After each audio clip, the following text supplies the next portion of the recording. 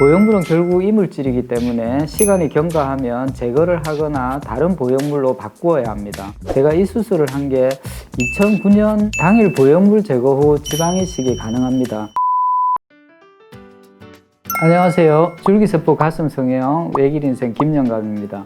이번 시간은 보형물 제거 후 가슴 지방 이식에 대해 궁금해하는 분들이 많아서 다시 한번 정리하는 영상을 준비해 보았습니다. 보형물 제거 후 지방 이식은 피부 절개가 어디냐와 보형물이 근육의 위와 아래 어느 쪽인지, 그리고 보형물의 종류에 따라 다양한 상황들이 있습니다. 그래서 여러분이 궁금해하시는 내용 중심으로 전반적인 부분을 설명드리고 실제 사례에 대해서도 살펴보는 식으로 진행하겠습니다.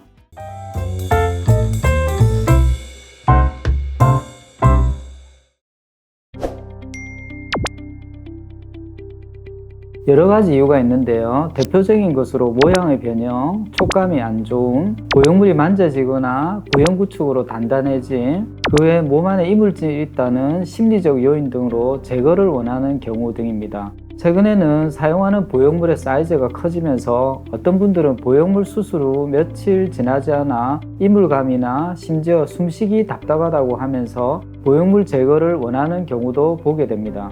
보형물은 결국 이물질이기 때문에 시간이 경과하면 제거를 하거나 다른 보형물로 바꾸어야 합니다. 보형물 제거 후 지방 이식을 많이 하다 보면 보형물의 상태를 볼 수가 있는데 10년 이상이 되면 모양의 변형이나 착색이 오고 20-30년 이상 되면 보형물을 싸는 외막이 없어져서 내용물이 죽처럼 변해서 흉곽내에 노출되는 위험한 상태가 되기 때문에 어떤 시기든 개입해서 보형물을 제거하거나 다른 보형물 혹은 지방으로 바꿔야 한다고 봅니다.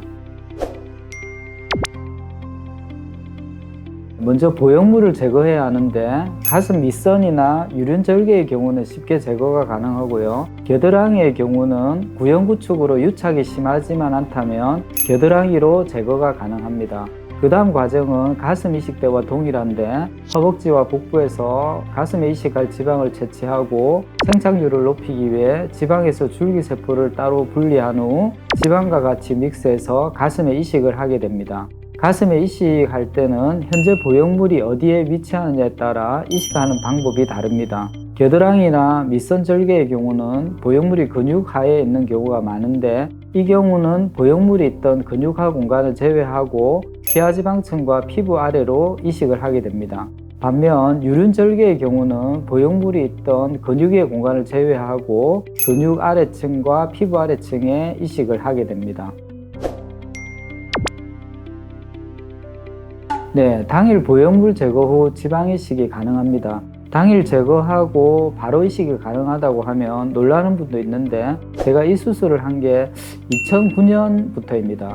저도 초창기에는 보형물을 제거하고 3에서 6개월 정도 있다가 지방 이식을 했는데 막상 보형물을 제거한 후 분화구처럼 함몰된 가슴 모양으로 몇 달간 기다리라고 하면 힘들어하는 분이 많습니다. 그리고 보형물을 제거한 뒤 그냥 놔두게 되면 구형구축이 있던 분들은 조직의 유착이 와서 가슴 모양의 변형이 오는 경우도 드물게 있습니다. 그래서 김영감의 경우 당일 보형물 제거 후 바로 지방을 이식하는 것을 원칙으로 하고 있고 굳이 지방 이식을 뒤로 미룰 필요는 없습니다.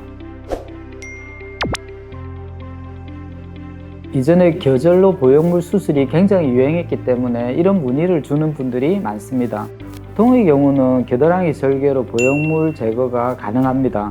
다만 겨드랑이 절개의 경우는 밑선이나 유륜절개의 경우와 달리 제거하기가 조금 힘든 경우가 있습니다.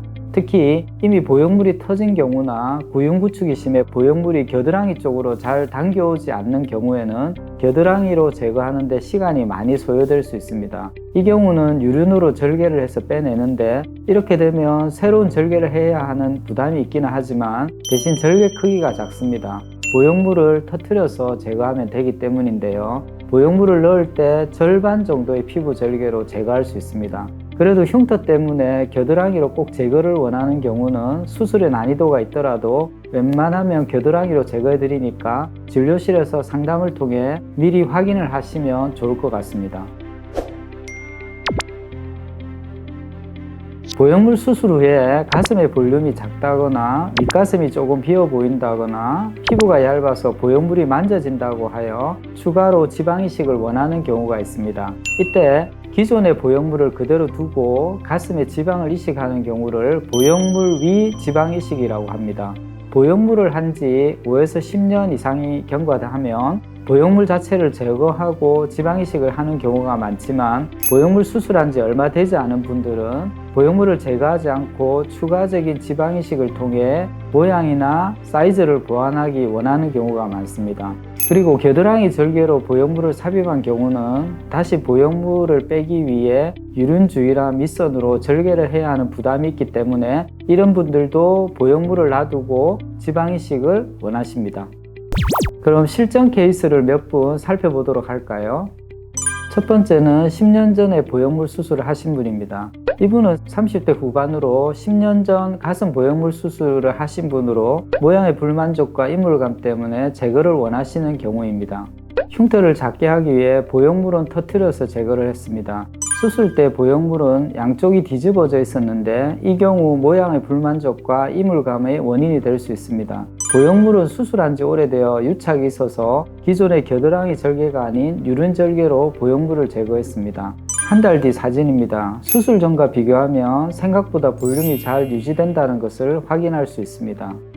두 번째, 보형물 수술한 지 2주가 지난 분입니다.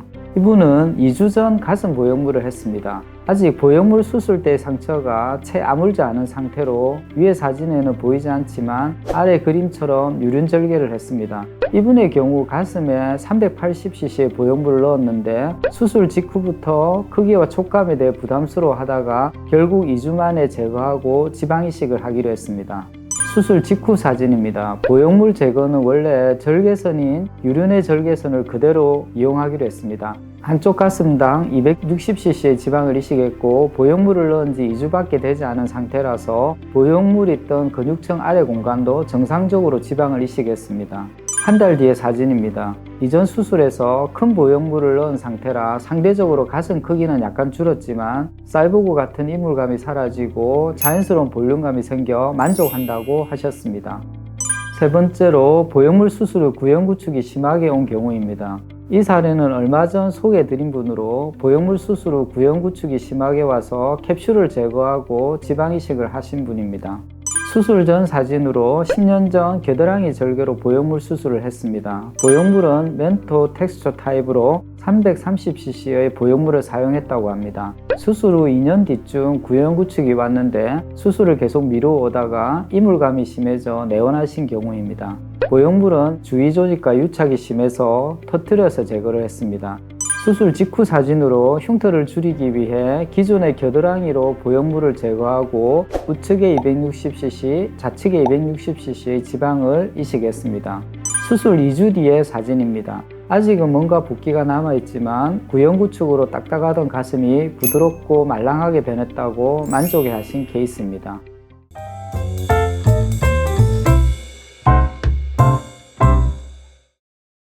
오늘은 보형물 제거 후 가슴 이식에 대해 한 번 더 정리하고 이전에 실전 사례를 올렸던 몇 분의 케이스를 살펴봤습니다.